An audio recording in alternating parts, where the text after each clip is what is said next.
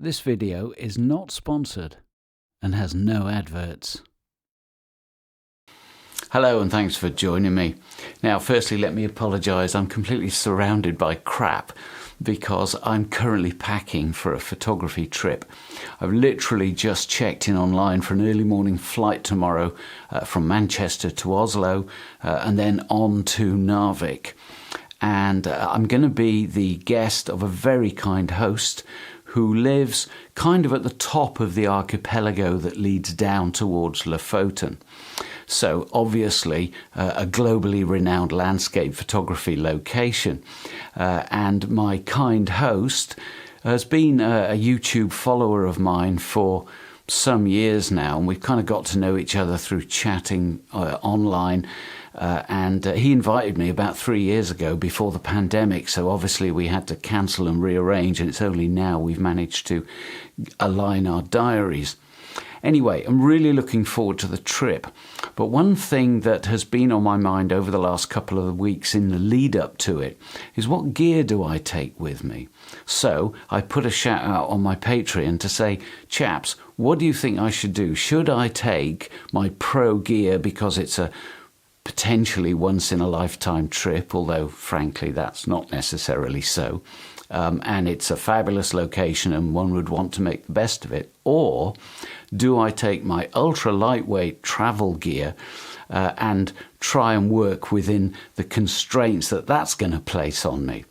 Well, there's been quite a few factors to take into account. Firstly is that I only want to carry on one bag, so I've got a pretty strict weight limit to consider. Also, we're going to be doing a bit of hiking, and I certainly don't want to be having a miserable time lugging loads of gear about, because I'd actually rather get to some interesting locations and be fresh and ready to do photography than end up that it turns into an insufferable yomp. So there was that consideration.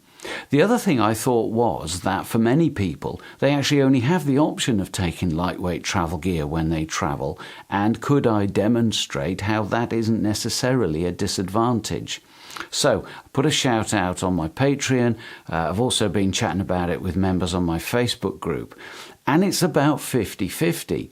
A lot of people have said, oh, you'll be fine with the travel gear, don't worry about it. And a lot of people have said, oh no, but you would hate it if there was something you couldn't do with your travel gear as opposed to your pro gear. And I suppose both arguments have some validity. However, there have been a couple of things over the last couple of days that particularly have swayed me. So the first thing is a comment that a good friend called Terry Bromley made on Patreon saying, look, the thing is, if you take your travel gear, by default, it forces you to really think about your photography. It forces you to slow down because you may end up compensating for some limitations within the gear. And I thought, yeah, that actually is a really, really good point. Especially, I've just done a weekend workshop with a bunch of people. And one of the things that I do on workshops is I try and force the people I'm working with to slow right down, to stop immediately filling their boots with average images and work more carefully and in a more considered fashion on fewer but better images. So that kind of chimes with how I approach my photography anyway.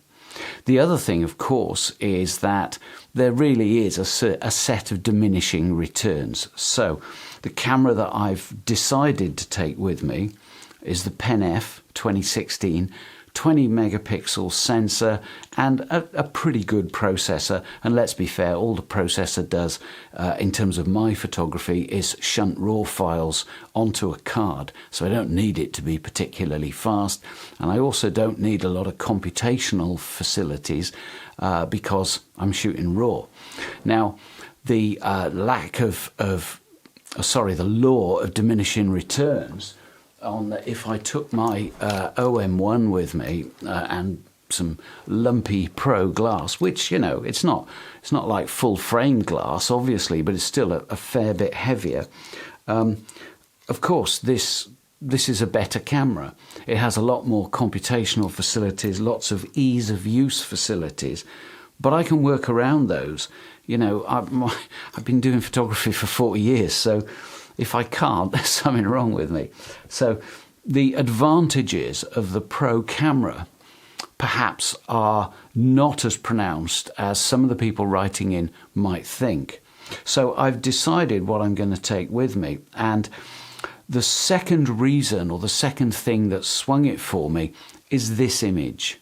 Now, I shot this morning from my front garden looking across the lake, and I shot it with this tiny little Panasonic, not Leica, just a basic Lumix lens.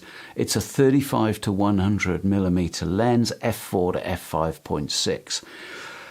So a full frame equivalent of a 70 to 200. Weighs 100 grams, if that. Costs 250 quid second hand, which is, I think, is about what I paid for it.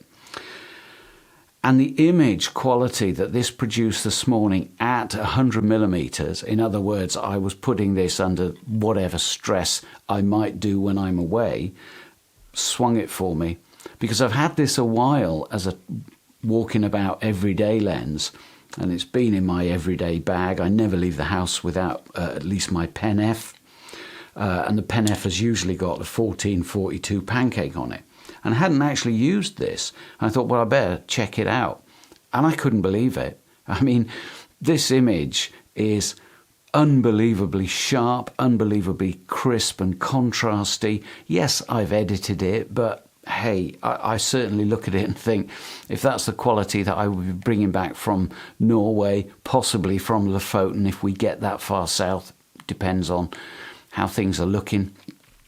But I certainly won't feel that I've shortchanged myself by not taking something like the 40 to 150 Pro, which is 4 or 5 times heavier and bigger than this.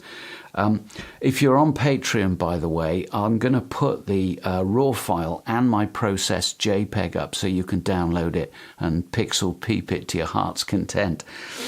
So what I'm planning to take with me, Pen F, I'll come on to this lens in a moment. I'm going to be taking my Panasonic Leica 9mm f1.7.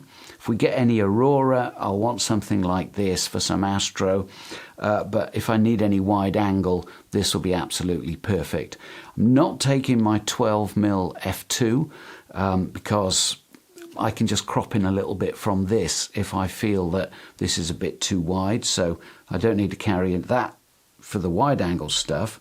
And then what's the middle of the range? Well, this is my only concession to Pro Glass, and it only arrived about half an hour ago, just in time. This is the OM System 20mm f1.4 Pro. It's weather sealed, which is handy, except the camera isn't. So for these purposes, it's irrelevant. But what I've actually done is I've sold off my 17mm f1.8 and my 25mm f1.8. The 25 used to be my go-to prime lens. So this will now replace those two lenses because it sits nicely in between.